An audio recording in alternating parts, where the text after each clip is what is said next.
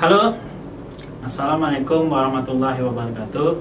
Adil Katalino Bacuramin Kak Saruga Besengat Kak Jubatan. Perkenalkan, nama saya Cokro Triyono. Kali ini saya akan membahas materi kelas 8, yaitu tentang getaran dan gelombang. Setelah menyaksikan video ini, diharapkan para siswa sekalian dapat, yang pertama, dapat menjelaskan definisi dari getaran.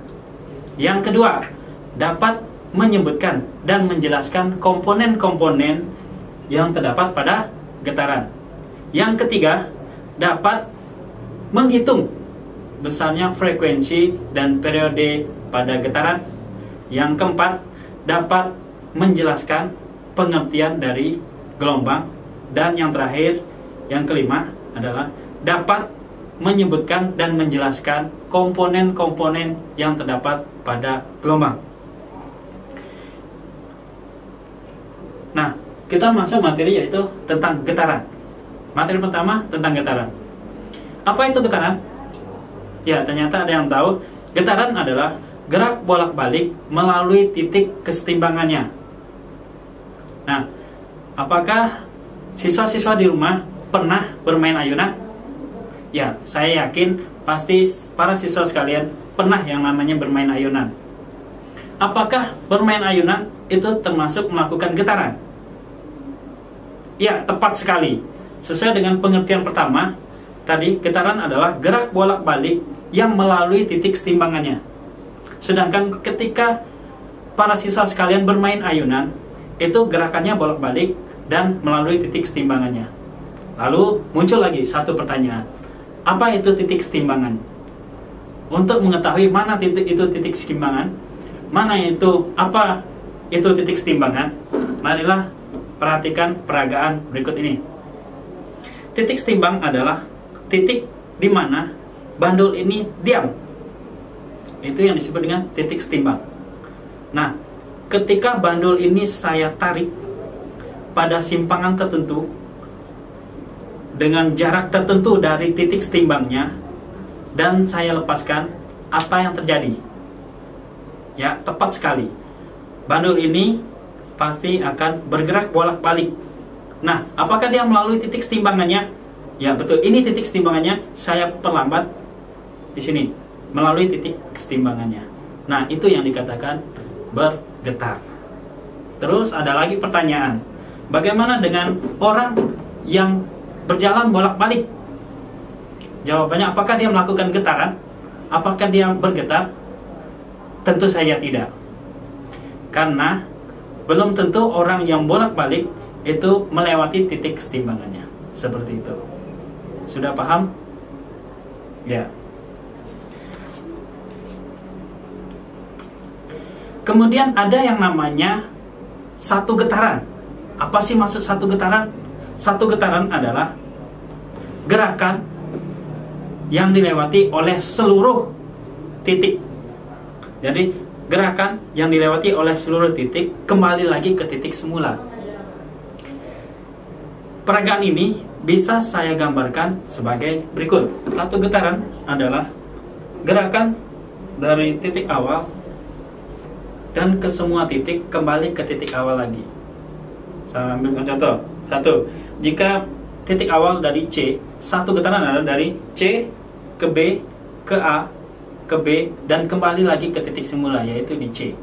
Atau, kalau mulainya dari titik A, getarannya, maka ketika dilepaskan akan melalui titik B, ke titik C, kembali lagi ke B, dan kembali lagi ke A.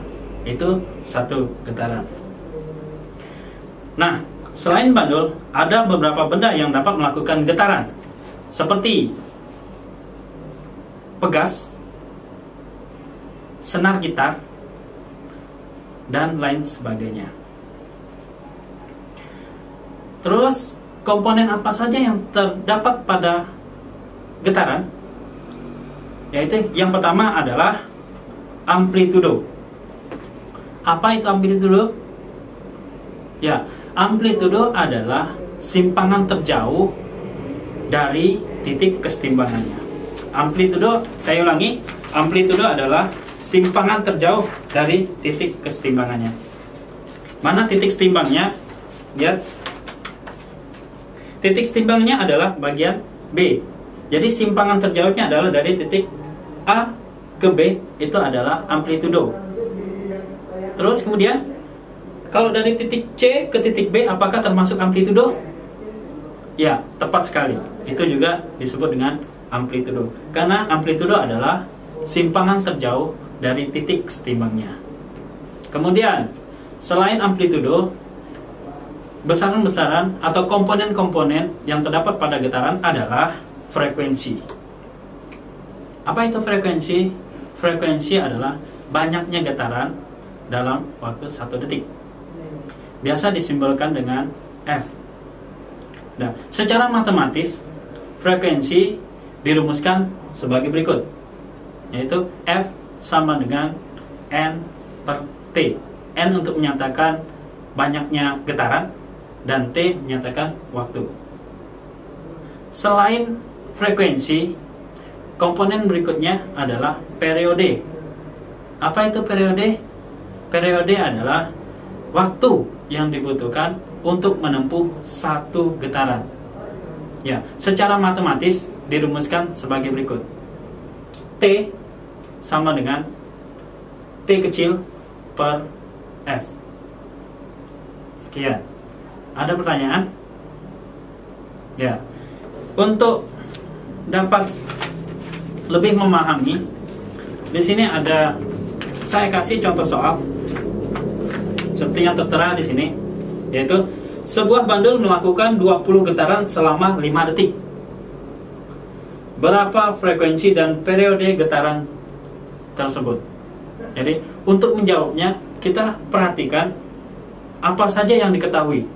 Yaitu yang pertama diketahui adalah banyaknya getaran, 20 getaran. Jadi N 20 getaran. Kemudian yang diketahui kemudian adalah T, waktunya, yaitu 5 detik. Jadi T kecil 5 detik. Untuk mencarinya, ya tinggal jawab menggunakan persamaan tadi. F sama dengan N per T. Jumlah gelombangnya 20, jumlah getarannya 20 dan waktunya 5 detik. Hasilnya adalah 5 Hz. Satuan untuk frekuensi adalah Hz. Nah, terus bagaimana dengan periodenya? Nah, untuk menjawab periodenya boleh menggunakan T kecil per N, T sama dengan T kecil per N, atau menggunakan hubungan antara frekuensi dan periode.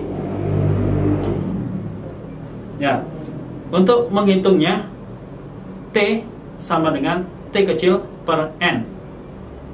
T-nya 5 sekon dan banyaknya getaran adalah 20. Jadi 5 per 20. Hasilnya adalah 1 per 4 sekon. Seperti itu. Materi selanjutnya adalah tentang gelombang. Ada yang tahu apa itu gelombang? Ya, gelombang adalah getaran yang merambat. Berdasarkan ada atau tidaknya medium perambatannya, gelombang dibagi menjadi 2, yaitu gelombang mekanik dan gelombang elektromagnetik. Sedangkan berdasar arah getar dan arah rambatnya, gelombang dibagi menjadi 2, yaitu ada gelombang transversal dan gelombang longitudinal. Pokok bahasan kita khususkan ke gelombang transversal dan gelombang longitudinal. Ya, pertama, gelombang transversal. Apa itu gelombang transversal? Gelombang transversal adalah gelombang yang arah getarnya tegak lurus dengan arah rambatnya.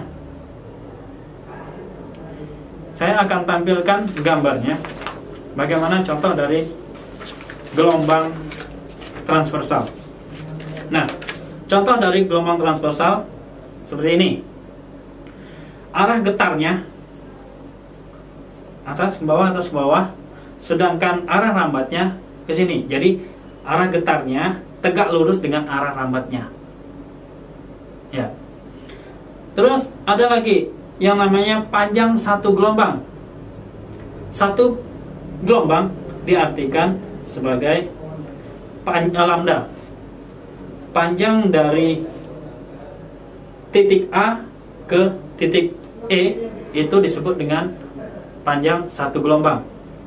Apakah ini bisa yang dari puncak yang B dan puncak itu juga disebut dengan satu gelombang, atau yang dari titik D dari titik D ke titik H juga disebut dengan gelombang, satu gelombang, atau disebut dengan lambda.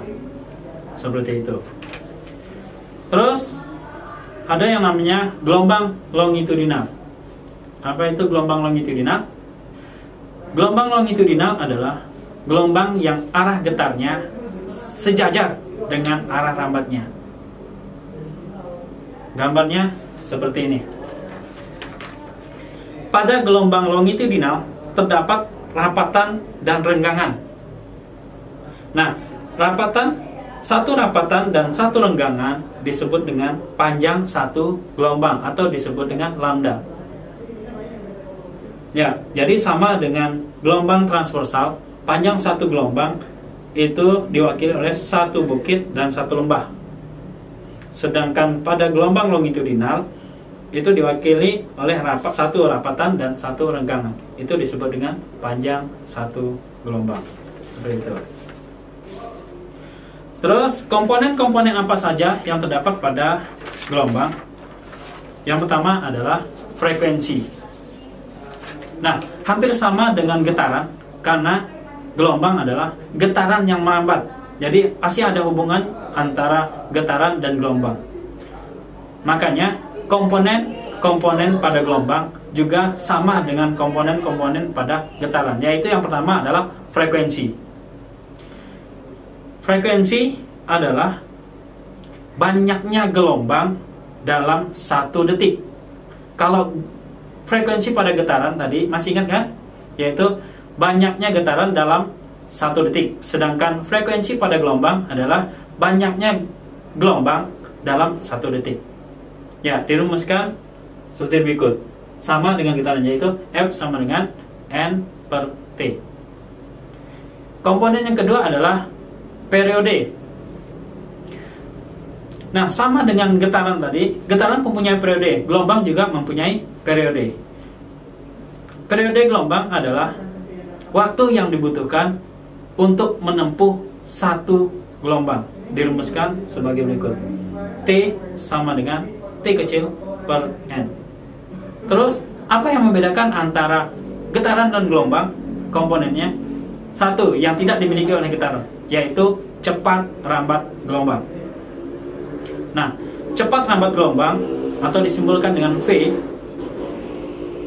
itu adalah V sama dengan lambda panjang gelombang dibagi dengan periodenya, atau V sama dengan lambda dikali F.